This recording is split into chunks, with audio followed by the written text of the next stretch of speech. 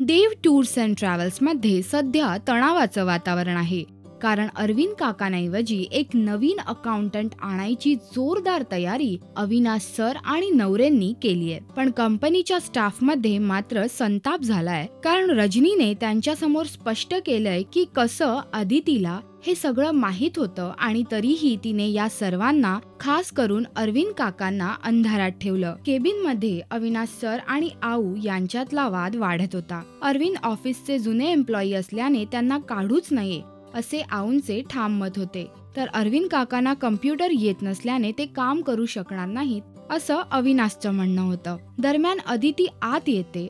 सरांना काही बोलणार तितक्यात नवरे आत येतात आणि अविनाश सरांना अरविंद काकांच्या रिप्लेसमेंटसाठी आलेल्या प्रतिसादाबद्दल अपडेट देतात आणि सोबत अरविंद काकांच्या निघण्याची वार्ता छेडतात. तेव्हा अविनाश सर त्यांना अगदी संतापून सांगतात की अरविंद काकांना नोकरीवरून काढायचं हे असं ते कधी बोललेलेच नाहीत. हे ऐकून अदितीला खूप आनंद होतो.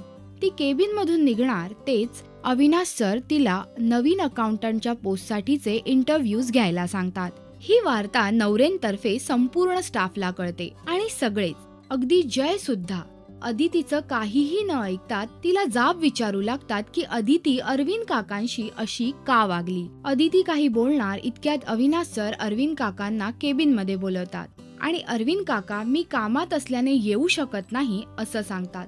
त्यामुळे अर्थात अविनाश सरांना राग येतो, पण आऊ त्यांना समजावते की अरविंद काका दुखावले गेलेत आणि अविनाशने त्यांना केबिन मध्ये न बोलावता त्यांच्या जागी जाऊन त्यांच्याशी बोलावं. आता अविनाश सर अरविंद काकांची माफी कशी मागतील ते पाहूया.